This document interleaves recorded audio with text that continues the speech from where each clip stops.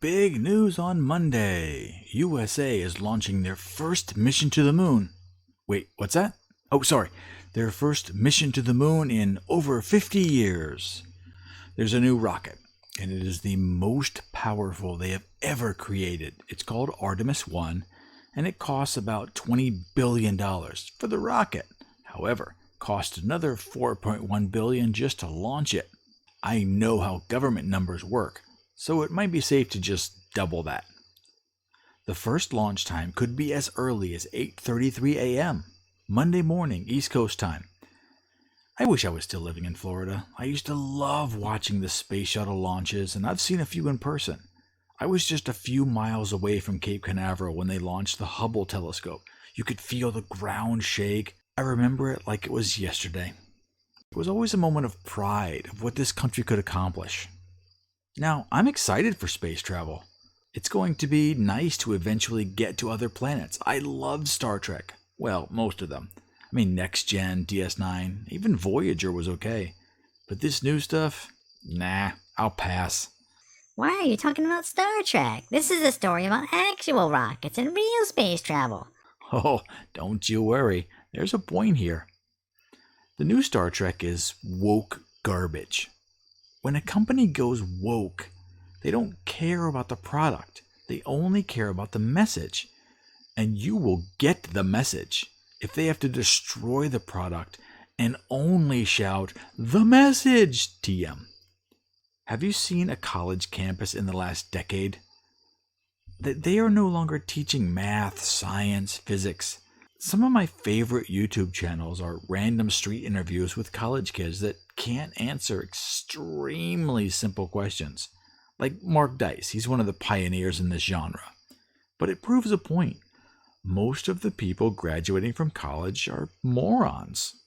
I'm saying this because in the promo pics that NASA released, they are sending this rocket up with dummy astronauts, including a female, to, quote, reflect NASA's wish to send a woman to walk on the moon in the near future, end quote. Ugh, it never ends. Why is it bad to just send the best qualified? They have to make sure one of them is a woman for equality or whatever. Over 60% of college graduates are women. Can't they just pick the best one? This is the woke crap I'm talking about. So I'm using this as my principle for the type of people that are available to be hired at NASA. And therefore, I'm giving this new rocket a 75% chance of getting off the launch pad, a 50-50 chance of getting into orbit, and a 30% chance of completing the mission and returning safely, or as intended. Place your bets. Now, I understand why they want to go back to the moon. They say it is in preparation for a Mars mission. Very cool. Okay, no problem. However, going to the moon should be a piece of cake. We did it 50 years ago, and your average Fitbit has more computer power than the lunar lander. The reason it should be easy is that the moon hasn't moved. It's still in the same basic place, and they're launching from the same place. The math should be fairly easy, just like last time. And besides, now we have extremely refined fuels that are more efficient, per pound. We have amazing computational power.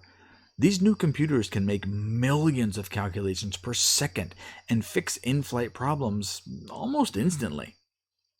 Now, I'm not really saying we didn't go to the moon in 1969. However, I do have some questions. Now, this is not a moon landing conspiracy video. But why haven't we gone back in half a century? I mean, if we could pull this off a long time ago, this launch should be a nothing burger and fairly routine. Think back to what has happened with technology in the last 50 years. We didn't even have viable electric cars.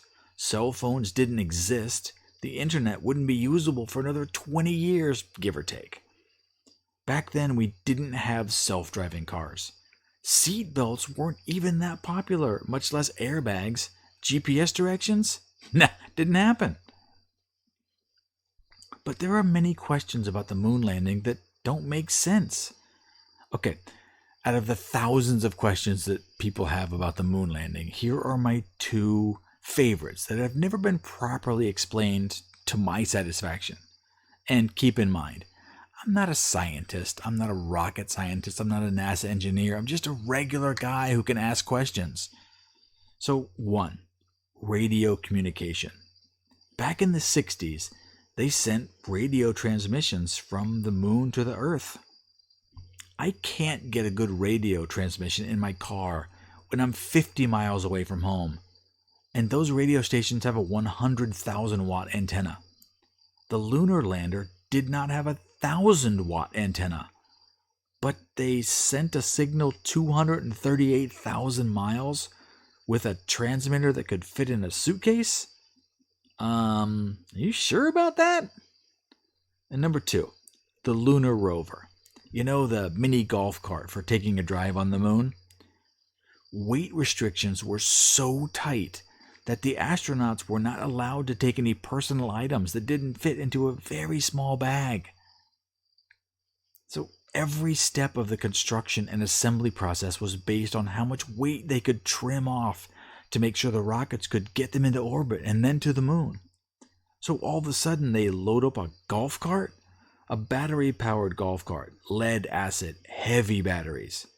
Not only does the weight make no sense to me, but having the astronauts drive really far from the lunar module is risky. What if they got stuck or had an equipment malfunction? It could take hours or even days to walk back. They would run out of air, and as I understand it, NASA isn't risky. I could never get a good explanation on those rovers. But hey, the official story is that they landed on the moon, and that's what we got to go with. I'm just having a little fun because it's such a popular topic. Please leave your rage comments below. I'll be sure to reply. However, this new launch, I'll make a bold prediction. If they can't get this trip around the moon to work properly, the air quotes moon landing hoax people, they are going to be really loud, and this will be unavoidable. Now, don't get me wrong. I hope this rocket performs perfectly and we get the space program back on track. If not only for the fact that they spent another $100 billion on the damn project. And also, they're burning 700,000 gallons of fuel, so Greta is going to be quite upset. It's like they're just throwing money around like it could be printed from thin air. Oh, god damn it, another rabbit hole.